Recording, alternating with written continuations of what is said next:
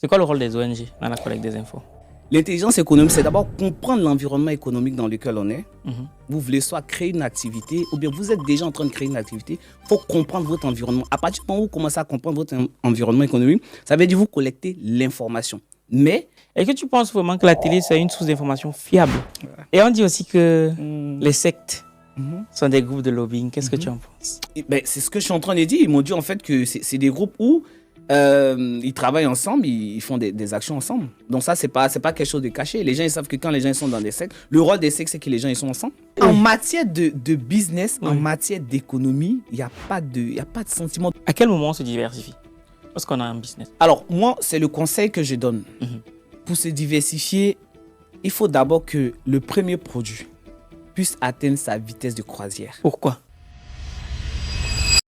Participez à la 4e édition du Week-end de l'écrivain. Rendez-vous ce samedi 3 mai au Salon de l'Aveyron à Paris pour des conférences, panels et ateliers. Plus de 1500 participants attendus, des speakers de renom et une multitude de stands à découvrir. Inscrivez-vous vite sur argentlivre.com, les places sont limitées. Événement sponsorisé par Copili.io. Est-ce que tu es croyant?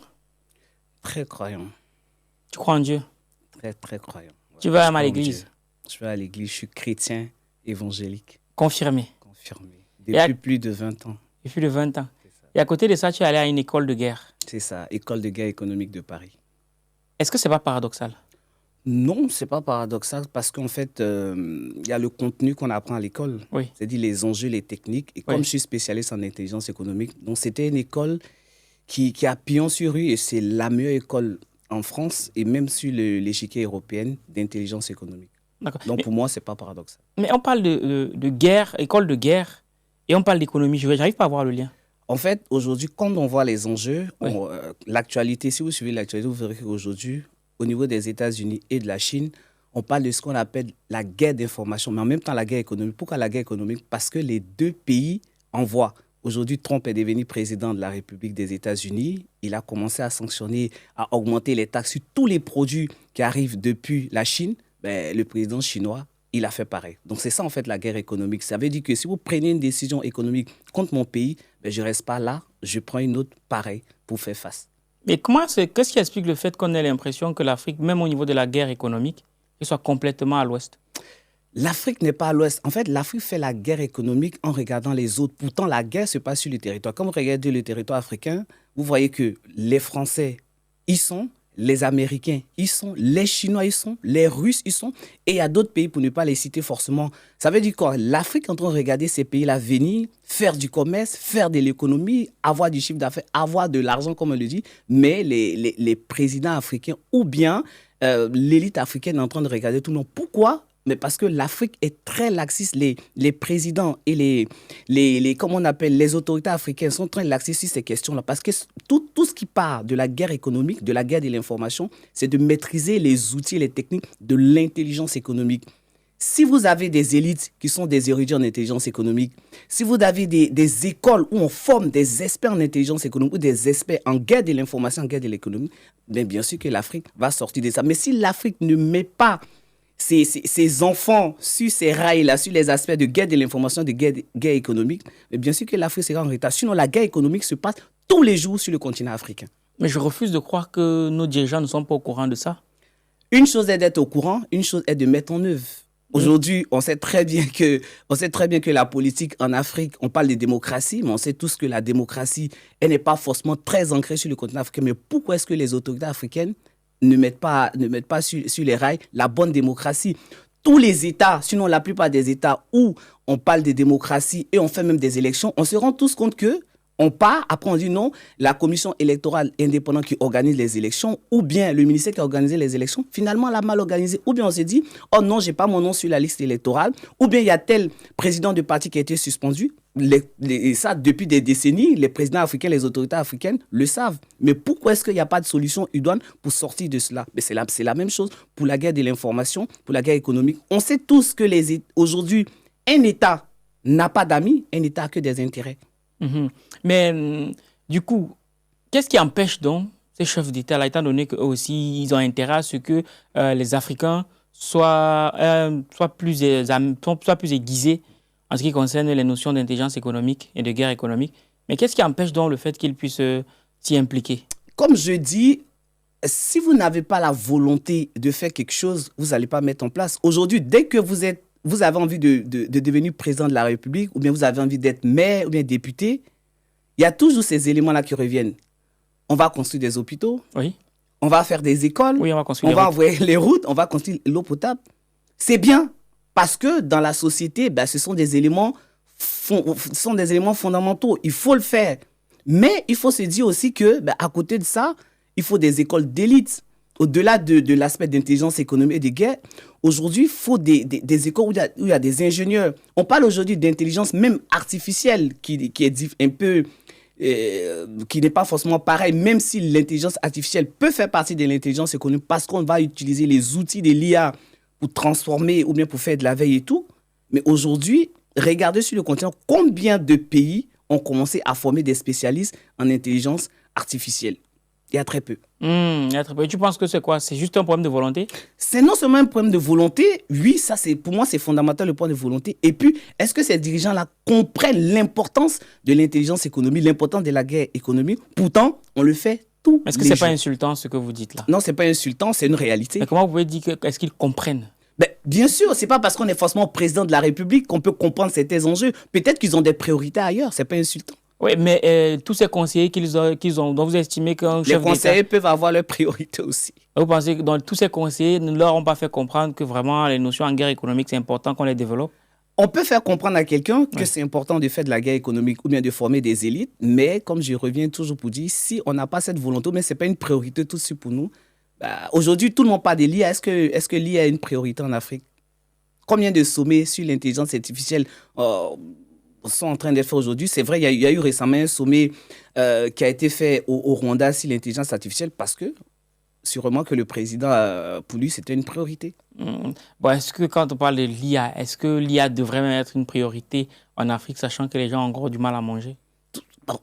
Voilà, là, tu es en train de parler d'une autre priorité. Donc, si pour ces présidents-là, la priorité des populations africaines est de manger, pour reprendre ton expression, finalement, l'IA ne sera pas une priorité. Or, l'IA doit être une priorité parce qu'aujourd'hui, tout ce qu'on fait, que ce soit dans la médecine, on parle d'intelligence artificielle, que ce soit même dans la formation des enfants africains, il faut passer à l'intelligence artificielle, que ce soit même dans l'agriculture. Vous voyez aujourd'hui des drones, des robots qu'on fait parcourir sur les plantations pour soit faire de ce qu'on appelle la désertification ou bien pulvériser par rapport à l'insecticide et tout. Mais c'est l'importance de l'intelligence artificielle. On veut avoir plus de rentabilité, on peut avoir plus de revenus. L'intelligence artificielle est un moyen fondamental. C'est vrai que le sujet, ce n'est pas forcément l'intelligence artificielle, mais c'est un outil imparable aujourd'hui pour le développement de tous les secteurs d'activité en Afrique. Je vais te poser une question un peu trash. Gbagbo ou Ouattara? Pour moi, je ne suis pas forcément allié à un parti politique. Je suis ni Gbagbo ni Ouattara. Moi, mon problème, c'est que la Côte d'Ivoire se passe bien. Et les élections se passent bien. Ok. La légende raconte qu'il y a quelques années, c'est le président Laurent Gbagbo qui avait gagné les élections. Étant donné que tu parles d'intelligence économique, forcément, tu dois avoir des informations par rapport à ça. Oh, le problème des élections, on sait très bien les structures qui donnent les résultats. Non, mais je vais dire, dans un pays, c'est soit le Conseil constitutionnel qui donne les résultats, et après, il a approuvé, il y a la CEE. Donc, toutes ces instances-là, qu'est-ce qu'elles ont dit? Les résultats qu'elles ont donnés, donc normalement, si elles doivent être validées, elles doivent être validées. Mais les gens disent que ces résultats ont été truqués. Ça, c'est ce que les gens disent. Mais nous, on n'était pas dans les secrets des dieux. Donc, moi, j'étais ni à la CEI, j'étais ni à la commission électorale indépendante. Ouais. J'étais pas aussi membre du Conseil constitutionnel. Donc, nous, on regarde les institutions. Mais moi, je suis démocratique. Pour moi, il faut respecter les institutions. On parle souvent des États-Unis, des institutions fortes, etc., etc. Il faut que les pays africains puissent savoir quand est-ce qu'on va finir une élection en Afrique. Et puis, on va dire, aujourd'hui, les élections se sont bien passées. Il n'y a pas mort d'homme, il n'y a personne qui marche dans la rue. Au Cameroun, parce ça se fait. Hein. Le Cameroun... Pourquoi tu rigoles? Au Cameroun, ça se fait. Au Cameroun, ça se fait depuis 80 ans. Oui, voilà. Je salue nos amis camerounais. Non, mais pour dire que là, on a eu récemment les élections aux États-Unis. Biden a appelé Trump pour le féliciter. Ça s'est passé, on va dire quand même bien au Sénégal, où Macky Sall est parti. aujourd'hui, il y a un nouveau président, même si avant ça, il y a eu plein de soubresauts. Mais finalement, donc ça veut dire que c'est possible. Mais à quel prix? Normalement, une élection ne doit pas faire peur. Normalement, quand on dit à les élections, ça doit être ce qu'on appelle généralement le jeu électoral. On bat campagne, chacun vote pour son candidat, puis on passe à autre chose, le pays avance. Le pays n'appartient pas à une ethnie, à une personne, mais il faut que les Africains soient conscients que la démocratie doit être un jeu. Et il ne faut pas se déchirer. Yes. Bonjour ma personne personnelle, j'espère que tu vas bien, qu'il t'arrivera des choses bien. Comme tu auras pu le constater, nouveau décor, nouvel épisode, mais surtout, nouvel invité. L'invité qu'on reçoit aujourd'hui, je ne sais pas comment je peux le présenter, mais tu connais notre objectif, c'est de lui faire perdre son latin. On doit le secouer un peu. Bref, tu connais, chez nous, c'est sans complaisance, mais sans condescendance, on va tirer à balles réelles. Ceci d'autant plus que notre invité du jour a écrit un livre qui aborde un sujet très sensible, mais très souvent peu connu de la grande majorité des gens. Dans gens, je mets les entrepreneurs. L'intelligence économique. C'est aussi le fondateur d'une plateforme que j'ai eu le temps de suivre au quotidien avec un grand frère qui est passé souvent. Let's Talk Best Business. Bref, il y en a qui le connaissent déjà. Il y en a qui le connaissent un peu moins. Aujourd'hui, on va lui laisser le soin de nous prêcher l'évangile. Évangile selon Alain Tiba. Bref, pour acquérir son livre, on vous met tout dans le premier commentaire de la vidéo afin que vous puissiez en savoir plus. Mais déjà, reste concentré parce que ce qu'il va nous partager aujourd'hui, ça sera du très lourd. Et je rappelle qu'il sera avec nous au week-end de l'écrivain ce 3 mai du côté des salons de l'Aveyron pour le rendez-vous des auteurs qui impactent, baptisé le week-end de l'écrivain. C'est la 4e édition. On attend plus de 1500 personnes. Ça va être du très, très lourd. Bref, bonjour Alain. Bonjour Valère, merci de m'avoir invité. En tout cas, je suis très heureux d'être là. Tout le plaisir est pour nous, tout le plaisir est pour moi. Surtout que ce qu'il n'a pas dit, c'est qu'il vient de la belle famille dont tu connais les amis et ennemis. Voilà. On s'aime quand même. Voilà. Toujours. Voilà pour ceux qui te découvrent aujourd'hui. Ta caméra est là. Qui es-tu? Alors moi, je suis Alain Tiba. Je suis économiste de formation, expert en intelligence économique. Je suis aussi journaliste économique sur Vox Africa. J'ai un parcours très atypique. Moi, j'ai travaillé un peu plus de 8 ans à la Chambre de commerce et d'industrie de Côte d'Ivoire. C'est là-bas que j'ai commencé mon parcours. Après, je me suis formé au niveau de Paris à l'école de guerre économique de Paris. J'ai fait aussi le CNAM, où à l'école de guerre, j'ai un MBA en management stratégique et intelligence économique. Et puis, j'ai fait un Master 2 aussi en stratégie d'entreprise au CNAM de Paris. À côté de ça, je suis aussi CEO de Best Intelligence, qui est un cabinet que j'ai créé il y a maintenant un peu plus de 5 ans. Le cabinet appuie les entreprises sur les questions d'intelligence économique, de veille stratégique, d'études de marché et tous les éléments connexes qui sont autour du développement et de la stratégie d'entreprise. À côté de ça, comme je disais, je suis aussi journaliste sur Vox Africa où je reçois les entrepreneurs pour parler de parcours, pour parler vraiment de tout ce qu'ils peuvent apporter aux autres. Et puis, il y a 3-4 ans maintenant, j'ai un événement qui est là, qu'on appelle Let's Talk Best Business. L'événement se passe à Paris. On a la 3e édition pour ceux qui ont envie de venir avec nous. La 3e édition, ça va se passer donc à Paris. C'est le 25 avril 2025 là. Et puis, cet événement, en fait, c'est un événement qui est lié aussi à l'intelligence économique. J'ai toujours l'information économique au cœur du développement de votre entreprise parce que pour moi, une entreprise qui n'a pas la bonne information, eh bien, elle peut soit perdre son chiffre d'affaires ou bien augmenter son chiffre d'affaires. Donc, voilà un peu pour me présenter, Valère. Alléluia. Ok, super, c'est du lourd. C'est quoi l'intelligence économique?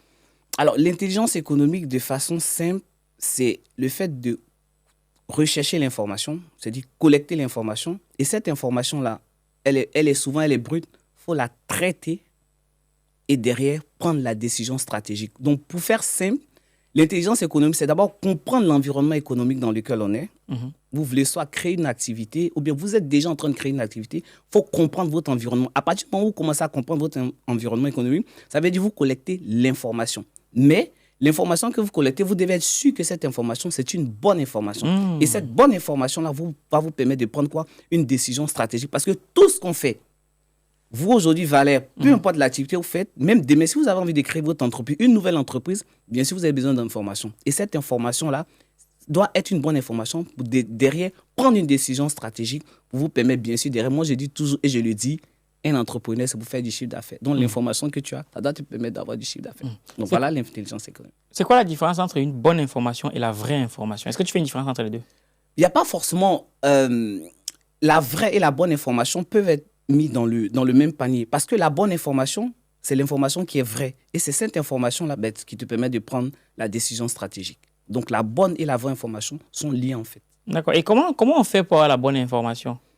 Comme je dis, même dans le livre, il y a énormément de sources. Aujourd'hui, on parle d'infobésité. Ça veut dire que quand vous partez sur Internet ou vous partez sur vos réseaux sociaux, s'il y a une actualité, il y a énormément d'informations.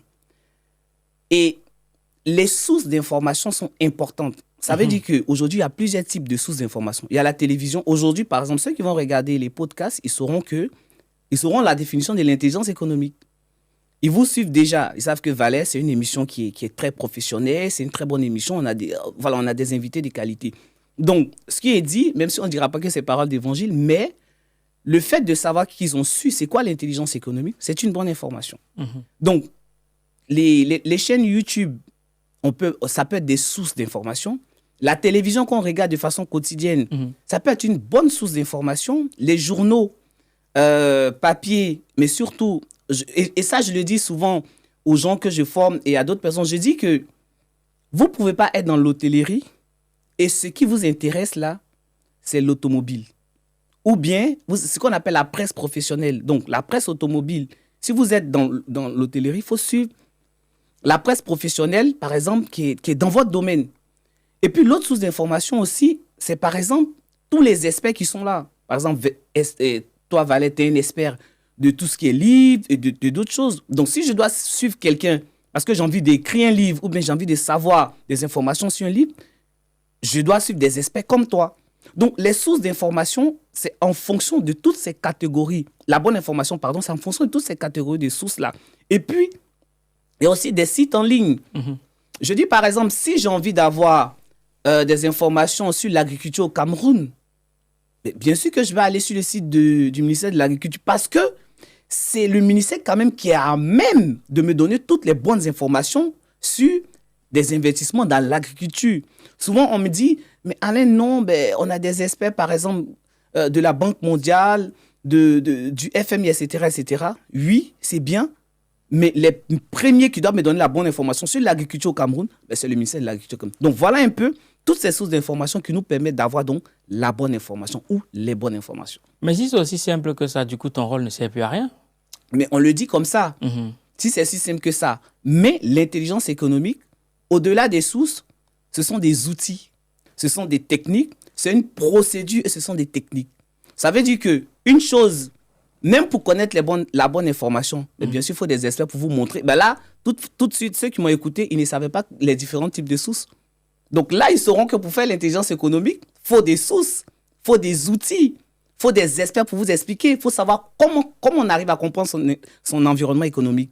Il faut un expert pour vous dire, attention, pour comprendre son environnement économique, il y a des médailles, il y a des faiblesses, il y a des actions à mener. Et comment est-ce que ces actions sont menées? Il y a des procédures. Donc c'est pour ça qu'il faut s'appuyer sur des experts comme nous et bien sûr comme d'autres personnes pour pouvoir faire de l'intelligence économique. Donc notre rôle est fondamental et primordial. Mais comment est-ce que moi... Bon, ok, on va revenir là-dessus. Mais déjà, comment tu fais pour te retrouver à l'école de guerre, de Paris? Alors, moi, comme je disais, j'ai travaillé à la Chambre des commerces. Et déjà, à la Chambre des commerces de Côte d'Ivoire, j'étais au niveau de la direction des études et de l'information économique. Donc, l'économie et l'information, puisque j'avais déjà fait une maîtrise en gestion, j'étais aussi diplômé en gestion de projet, etc., etc. Donc, moi, j'ai commencé à travailler et j'étais en charge aussi des études. Donc, la direction des études et de l'information économique à la Chambre, on est comme la porte d'entrée. Ça veut dire que si quelqu'un quitte aux États-Unis, en France ou dans un pays africain qui a besoin de vouloir investir en Côte d'Ivoire ou bien qui a besoin de l'information, c'était nous, en fait. Donc, nous, on rédigeait des rapports, on rédigeait des études, on faisait des rencontres où on informait des gens, etc., sur comment investir en Côte d'Ivoire. Et voilà les potentialités ou les secteurs clés, les secteurs porteurs pour pouvoir investir en Côte d'Ivoire. Et moi, j'ai fait tout ça pendant une année. Et après, j'étais au département aussi d'intelligence économique. Donc, l'intelligence économique, ça date. Et ensuite, je me suis dit, on sait très bien que quand vous êtes dans une branche et quand vous faites du travail, il faut toujours aller plus haut Et il faut toujours apprendre d'autres techniques. Donc, je me suis dit, l'école de guerre est l'une des écoles en France où l'intelligence économique est vraiment quelque chose d'important. Le master, que ce soit le MBA, que ce soit les masters et tout. Donc, je me suis dit, OK, mais pourquoi pas. Et c'est comme ça que j'ai postulé après plusieurs tests et j'ai été retenu. Et c'est comme ça que j'ai fait mon MBA en management stratégique à l'école de guerre. D'accord. Mais dans des écoles de guerre comme celle-là, étant donné qu'on est en France et on sait que les États n'ont pas d'amis, ils ont juste des intérêts. Des intérêts, bien sûr. Et une école, étant donné aussi le côté sensible de l'information, surtout lorsqu'on fait de l'intelligence économique, et que les intérêts parfois de la Côte d'Ivoire peuvent être contre les intérêts de la France, est-ce que du coup, ce que vous apprenez dans l'école de guerre reste quelque chose de pertinent? C'est une très, très, très bonne question, Valère. Mais en même temps, il y a des gens qui quittent l'Afrique du Sud, qui quittent le Cameroun, qui quittent le Congo, qui quittent le Tchad pour aller se former aux États-Unis. Mais ça ne veut pas dire que ces pays-là n'ont pas d'intérêts divergents, ou bien ne sont pas amis, ou bien n'ont pas d'intérêts communs. Ce n'est pas parce qu'une personne va se former en France et étant ivoirienne d'origine que forcément ça va être un facteur bloquant pour les deux pays. Je connais tellement de médecins, tellement de docteurs qui se sont formés en France et qui sont partis aujourd'hui en Côte d'Ivoire, au Cameroun, en Tunisie, partout. Donc, et vice-versa, hein, il y a des gens qui sont en France qui se forment en Côte d'Ivoire sur d'autres questions, pas forcément peut-être sur des questions d'intelligence économique, mais sur d'autres questions de l'agroforesterie ou plein d'autres. Donc, quand nous, on se forme à l'école de guerre, ben, c'est une formation académique, mais en même temps professionnelle. Ça veut dire qu'on nous apprend ce qu'on doit nous apprendre, mais on ne nous dit pas que ce qu'on nous apprend, on doit se retourner contre la France. Donc, parce qu'on vit en France, on n'a pas d'intérêt divergent vis-à-vis de la France, mais ce qu'on apprend, ça aide même la France. Parce qu'aujourd'hui, moi, j'ai mon entreprise en France, mais ce que je paye, les impôts, les taxes que je paye en France. Et la plupart même des personnes que j'ai sur les questions d'intelligence économique qui ne connaissaient même pas l'intelligence économique, bah, ce sont des entreprises françaises. Donc, ce que j'ai appris là, bah, je le reverse à la France. L'événement que j'organise, le Let's Talk Best Business, la plupart des gens qui viennent sont tous des gens qui vivent en France. La plupart, oui, c'est vrai, il y a des personnes qui viennent de l'Afrique, de la Belgique et de d'autres pays, mais ce sont des Français qui viennent. Et quand ces personnes sortent de là, disent, ah oui, Alain, on ne connaissait pas l'intelligence économique. Donc, je n'ai pas été formé pour un pays, j'ai été formé pour aider les entrepreneurs, que ce soit en France, en Côte d'Ivoire, aux États-Unis, partout, voilà. Mais moi, justement, parce que j'ai eu l'opportunité de lire d'autres livres sur l'intelligence économique, notamment du professeur Paul Fokam-Kamonier, et il mettait justement le doigt sur le fait que il n'y a pas une intelligence économique africaine. Donc, ce que tu apprends dans les écoles françaises, c'est une intelligence économique française. Ou pas, c'est à toi de me dire. Alors, c'est pas une intelligence économique française. C'est comme si tu dis à quelqu'un, quand tu apprends l'anglais, bah, c'est l'anglais du Ghana. Ou bien quand tu apprends l'anglais à Londres, là, c'est l'anglais du Nigeria. Non. L'anglais, c'est l'anglais. Peut-être l'accent peut changer. Mais quand je parle de l'accent, je parle cette fois-ci de la langue. L'accent forcément british ou l'accent américain et l'accent camerounais même, parce qu'on parle anglais, n'est pas forcément le même accent. Et donc, quand j'apprends l'intelligence économique en France, j'apprends les outils. Quand, par exemple, je me forme sur un outil qu'on appelle, par exemple, un outil d'éveil qui est Google Alert ou bien InnoRider, cet outil-là, c'est la même façon. Si je suis en Côte d'Ivoire, l'outil, je vais l'installer sur mon ordinateur. Il va me collecter les informations à partir de la Côte d'Ivoire ou à partir de d'autres pays. Mais est-ce que ce n'est pas biaisé? Ce n'est pas biaisé du tout. Je m'explique. Oui. Par exemple, aujourd'hui, dans l'IA, lorsqu'on va peut-être sur ChatGPT, on se rend compte que les informations qui sont mises sur ChatGPT, on n'a quasiment rien de l'Afrique. Pareil, lorsque on va enseigner les notions d'intelligence économique dans une école française, comme ça peut être dans une école anglaise ou même dans une école américaine ou turque, peu importe, ça sera avec un regard français. Du coup, est-ce que ça devient bénéfique pour quelqu'un qui veut aider l'Afrique ou les Africains à se développer? Alors, ce que je vais dire, c'est que ChatGPT, comme on le dit, oui, c'est un robot. C'est-à-dire que quand tu mets, il ramasse toutes les informations. Mais généralement, souvent, pourquoi on n'a pas assez d'informations, même sur l'Afrique? Parce que aujourd'hui, quand on dit aux États, là, aujourd'hui, si on est là, tu es dans le domaine du livre, tu es spécialiste du livre. Si tu arrives aujourd'hui au Cameroun, voilà, que tu dis attention, moi, je suis spécialiste du Cameroun. Je vais faire une étude pour voir comment est-ce que les Camerounais, quels sont les besoins en termes de lecture, qu'est-ce que les Camerounais veulent plus lire. Étudier à l'État, est-ce que l'État peut me financer? Je ne sais pas si tu auras le financement. Non, je sais que je n'aurai pas. Voilà. Donc, ça veut dire que si tu as le financement, tu vas faire l'étude et l'étude, finalement, tu vas mettre cette étude en ligne. Donc, ceux qui auront besoin de savoir les informations sur le fait d'écrire des livres ou bien, voilà, tous ces aspects-là, bien sûr, ils vont aller sur Internet. Donc, souvent, on n'a pas beaucoup d'informations sur l'Afrique parce que c'est pas financé.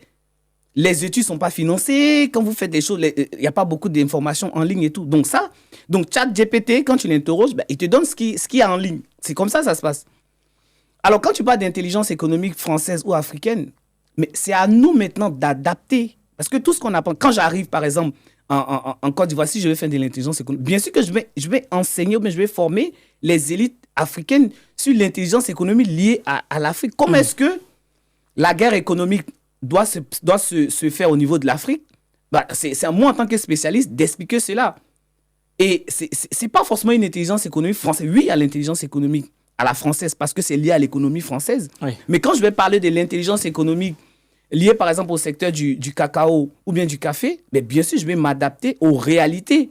Je ne vais même pas pour imposer une intelligence économique française. Je vais pour donner l'expertise en fonction des réalités africaines. Donc, quand je vais montrer aux élites ou bien aux professionnels comment est-ce qu'on collecte l'information sur Google, parce que ce que les gens ne savent pas souvent, c'est que sur Google, il y a des paramètres qui peuvent, par exemple, quand tu tapes, par exemple, sur Google, il y a des paramètres qui peuvent vous permettre de collecter l'information il y a moins de 30 minutes, il y a moins d'une heure, il y a moins de 24 heures. Donc ça, souvent, les gens, ils ne savent pas. Donc, il faut paramétrer en dessous de Google pour dire, par exemple, je vais chercher la maison du livre, mais je veux les informations sur la maison du livre en 24 heures. Donc, j'ai la possibilité de l'avoir.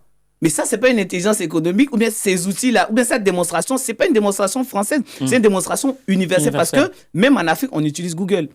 Et puis, quand je vais parler, ou bien je vais dire aux Africains, attention, comment on arrive à comprendre son environnement économique, par exemple dans le secteur de l'agriculture ou dans le secteur du cacao, ça veut dire que, attention, tous les acteurs qui sont là, ils doivent collecter des informations pour savoir, si moi je suis une entreprise de cacao, que je suis en Côte d'Ivoire, si je ne collecte pas les informations, comment est-ce que je vais savoir que, attention, il y a une nouvelle entreprise chinoise qui est en train de venir s'implanter en Côte d'Ivoire. Et cette entreprise qui va venir s'implanter, en collectant les informations, je vais savoir, elle vient s'implanter où? Quelle est sa stratégie de communication? Avec qui elle travaille? Est-ce que l'investissement qu'elle fait, c'est à hauteur de combien de milliards de francs CFA ou de dollars, etc., etc. Donc ça, ce n'est pas une intelligence économique à la française, mais c'est les outils, les techniques que je vais apprendre aux uns aux autres. Ça va leur permettre donc, attention, il y a des menaces, il y a des réalités. Et nous, comment est-ce qu'on remet en place notre stratégie pour pouvoir contrer les concurrents qui viennent? Donc l'intelligence économique sert à ça aussi, en fait. Mais qui doit s'y intéresser? Est-ce que c'est le petit entrepreneur ou le grand entrepreneur? Qui doit s'intéresser à ça? Tout le monde doit faire de l'intelligence économique. Ouais. Le grand entrepreneur fait de l'intelligence économique. C'est pour ça, je prends un exemple simple. Aujourd'hui, tout le monde a un téléphone Apple. Oui. Avant, je sais très bien qu'on avait des Nokia, des Siemens, des Motorola. Ils sont où aujourd'hui? Disparus. Pourquoi? Parce que quand Apple est arrivé, ils se sont dit, tout ce qui intéresse les consommateurs, on prend tout et on met dans un téléphone. Donc, ça veut dire quand je me lève le matin, je peux prendre même mon pouls pour savoir si je suis en bonne santé sur le téléphone. Je peux aller sur Facebook. Oh, avant les autres téléphones, on t'appelle, tu décroches, c'était tout. L'appel réception. Pourquoi ça s'est passé comme ça? Parce que Apple a fait effectivement une étude. Ils ont fait de l'intelligence économique. Ils ont compris que voici le besoin des consommateurs. C'est différent de l'étude de marché. Attention à ce que je suis en train de dire. Mais l'étude de marché fait partie de l'intelligence économique. Donc, ils se sont dit, il y a des opportunités. Et l'intelligence économique, c'est de pouvoir capter aussi les opportunités. Il y a des opportunités. Nous, on fait un téléphone, on met tout. Et aujourd'hui, tous les autres, ils ont disparu parce qu'ils n'ont pas peut-être forcément fait de la veille pour comprendre leur environnement, comprendre l'environnement économique dans lequel ils étaient. Ils ne savaient pas que Apple était en train de préparer. Le seul qui tient aujourd'hui, bien sûr, c'est Samsung. Et puis les autres qui sont quand même je ne vais pas dire des petits joueurs, mais quand même qui tiennent un peu la route. D'accord. Ça veut dire que dans l'intelligence économique, il y a aussi des notions d'espionnage. Des notions d'espionnage, mais c'est légal.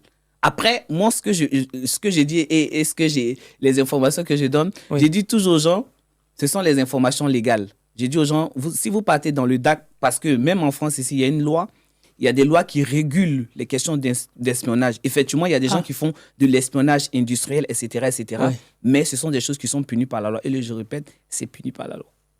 L'espionnage industriel est puni par la loi. Bien sûr, si vous faites de l'espionnage industriel, quand on vous arrête, ou bien si les gens remontent le fil, parce que l'espionnage industriel, généralement, ça se passe comment? Je sais que souvent, il y a des entreprises qui essaient de coopter des gens qui travaillent dans leur entreprise concurrente. Oui. Si vous donnez des informations dans une entreprise où vous êtes, où votre responsable ne sont pas... c'est bien sûr que l'entreprise, elle va vous poursuivre. Ah, ok. Voilà, dans ce sens, oui. C'est toujours bon à savoir. Ouais.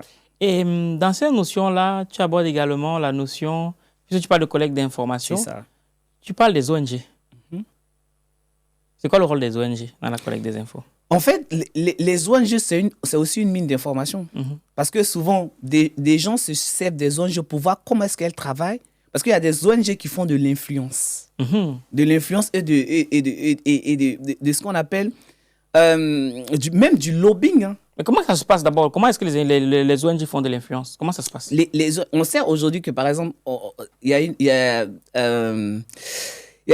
des ONG qui soit aident les entreprises, ou bien des ONG sont là, par exemple, pour dire attention, on ne veut pas que tel bateau ou tel truc puisse vraiment passer beaucoup en mer, etc., etc. Donc, ces ONG qui ont de l'influence là, à force de faire plus de bruit, là, finalement, on s'est dit, oh, attention, je prends le cas du réchauffement climatique. Quand on veut créer, par exemple, un aéroport, il y a eu le cas de l'aéroport, bon, en France, je vais parler d'un grand aéroport qu'on devait créer à Nantes et tout.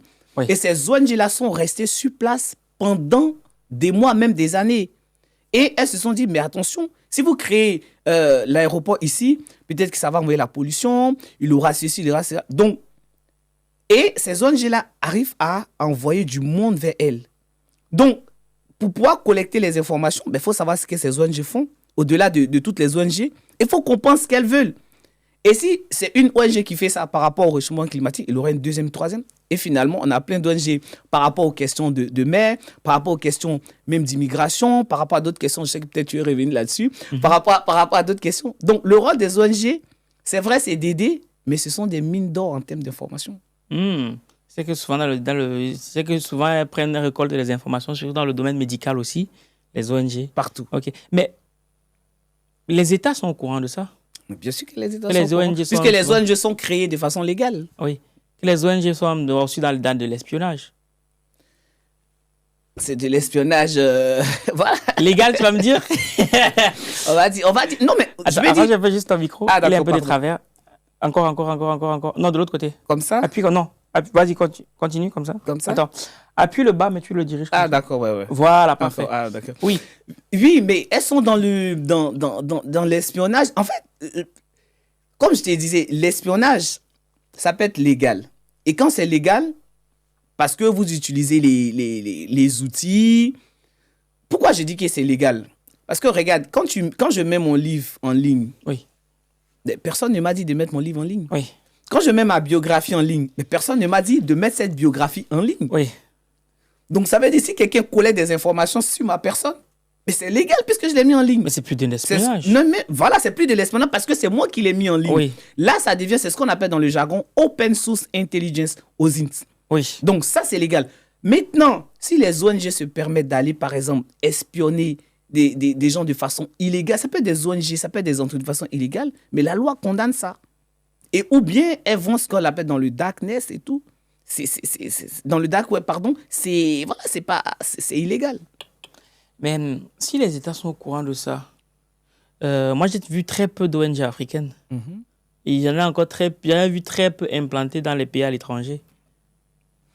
La preuve, et ça je le dis toujours, quand nos frères sont dans la Méditerranée, je n'ai jamais entendu, et je rejoins ce que tu dis, une ONG africaine aller les chercher, que ce soit à Lampedusa, que ce soit dans les trucs du Maroc. Les gens qui sauvent nos frères là. Donc je veux bien aussi que, voilà, qu'on puisse créer des ONG, bien sûr africaines, pour pouvoir aider. C'est vrai parce que souvent on tape sur la France, ou on tape sur les pays européens, mais quand tous les gens qui sont sauvés, c'est pas que... Mais est-ce qu'on ne leur met pas les bâtons dans les roues par rapport à la création de ces ONG ici, étant donné que, quelque part, on sait Donc, quelque part, on sait ce que les ONG font, quel est leur vrai travail. Après, là, je ne peux pas te dire qu'il y a des ONG qui ont créé. Si je suis au courant qu'il y a des ONG qui ont créé, qui ont voulu être créées, des ONG africaines, où elles ont eu des difficultés et tout, ben bien sûr, voilà, il y a des choses on pourra décrire, mais au jour d'aujourd'hui, voilà, ceux qui vont nous écouter, peut-être s'ils ont des preuves, voilà, qui nous mettent ça. Et là, tu parlais aussi du lobbying. C'est quoi le lobbying? Alors, le lobbying, moi, j'aime parler avec des cas pratiques. Aujourd'hui, on parle de l'Union européenne, oui, avec en Belgique et tout, et le siège. En fait, c'est la même chose. Le lobbying, c'est en fait ceux qui sont les lobbyistes là, c'est eux qui travaillent dans le cadre du lobbying. Comment ils travaillent? Ils travaillent parce que il faut que les grosses entreprises puissent avoir du poids et ne pas permettre que l'État, sous la puissance de la population, puisse valider toutes les lois. Je prends par exemple un cas où il y a une entreprise, je ne vais pas forcément la citer ici, mais cette entreprise-là avait créé des pesticides et tout. Et ces pesticides-là, lorsque les agriculteurs ont utilisé, il y a eu des morts, il y a eu plein de choses. Donc, ça veut dire qu'au niveau de l'Union européenne, je parle du cas, parce qu'on est en France, je parle de ce cas-là. Et au niveau de l'Union européenne, il y a des lobbyistes qui ont travaillé pour pas que l'entreprise puisse arrêter la production de ces pesticides. Pourquoi? Parce que ce sont des milliards d'euros qui vont partir. Oui. Donc, le rôle des lobbyistes, c'est de dire quoi? Attention, parce que ceux qui votent les lois, oui, ce sont des députés, et donc eux, ils travaillent avec ces personnes-là pour que les lois partent toujours dans le sens des entreprises. Donc voilà, de façon caricaturale, le rôle des lobbyistes. Le lobbying, donc, c'est vraiment, toujours avec le mot influence, d'appuyer pour pas que, bien sûr, la perte des intérêts, ça peut être des grandes entreprises, ça peut être des structures privées, pour pas qu'elles puissent perdre leur influence sur des aspects, ça peut être des aspects commerciaux, des aspects politiques, et des aspects même industriels. Dans le mot d'ordre, quand on parle de lobbying, c'est influence. C'est l'influence. Mais c'est l'influence auprès de qui? Des hautes instances? Ou alors c'est à toute échelle? C'est à toute échelle, parce que l'influence qui agit au niveau des grosses instances, parce que c'est des décisions qui sont prises. Une fois qu'une loi elle est prise, la loi elle découle sur tout le monde, que ce soit des petits, des grands, etc. C'est une loi industrielle. Et puis je prends n'importe quoi, même moi je suis une entreprise de quoi? 2-3 personnes. Oui. Qu'on prend une loi sur l'interdiction. Si moi, je produis de la tomate, on prend une loi pour dire aujourd'hui que l'exportation de la tomate qui va quitter à Yaoundé ou bien en Côte d'Ivoire, qui va arriver en France, ça doit suivre une batterie de normes. Ça doit passer dans des laboratoires spécifiques et la loi a été votée au niveau dans l'Union européenne. L'entreprise qui est à Abidjan, elle va subir. Non, c'est clair. Donc, et comment on fait pour rejoindre, comment on fait pour rejoindre un club de lobbyistes, voilà, pour un entrepreneur? Il faut les connaître. Comment on fait pour les connaître, justement? Pour les connaître. Mais tu es là, justement, il faut nous dire. Non, la plupart, ils font des réunions, ils sont à l'Union européenne. C'est un réseau. C'est un réseau. Et comment on le rejoint, ce réseau? Faut les connaître. Mais Alain, on a appelé Alain pour qu'il nous dise les choses. Oui, mais en fait, ce que je veux dire, c'est comme c'est un secteur qui est vraiment très fermé. Après, il y a d'autres qui sont, voilà, il y a d'autres qui parlent, qui sont sûrs. Mais en fait, le lobbying, c'est quelque chose qui est très fermé. Donc, pour les rejoindre, faut les connaître, faut discuter avec eux. Bon. Et puis voir comment on les aide. Mais c'est pas, mais même le lobbying, c'est pas forcément dans des, voilà, on va parler terre à terre. Le lobbying, c'est pas forcément dans des grands groupes. C'est-à-dire que toi, moi et 5 personnes, on peut créer notre groupe de lobbyistes et puis être influent. Oui. C'est-à-dire, par exemple, là, si on est dans le domaine du livre, on peut être influent ici en France parce que on a vraiment ce secteur-là fermé où si quelqu'un a envie soit d'écrire un livre, il est obligé de passer par nous. Qui a envie de vendre son livre, il est obligé de passer par nous. Donc, le lobbying, ça se crée. Est-ce que toi, tu es dans un groupe de lobbying? Non, moi, je suis avec toi sur le plateau. Là, tu vas nous faire ça quand même. Je suis avec toi sur le plateau. Pour ne pas être dedans? Je suis avec toi sur le plateau. Voilà, c'est notre lobbying qui est là. Non, faut me laisser. Moi, je ne connais pas. Toi, est-ce que tu as un groupe de lobbying? Mais moi, je ne suis pas un lobbyiste. Non, j'ai pas demandé. Est-ce que tu appartiens à un groupe de lobbying ou alors est-ce que tu as eu besoin des services de lobbying? Non, moi, en tout cas, tout ce que je fais, c'est... Voilà, moi...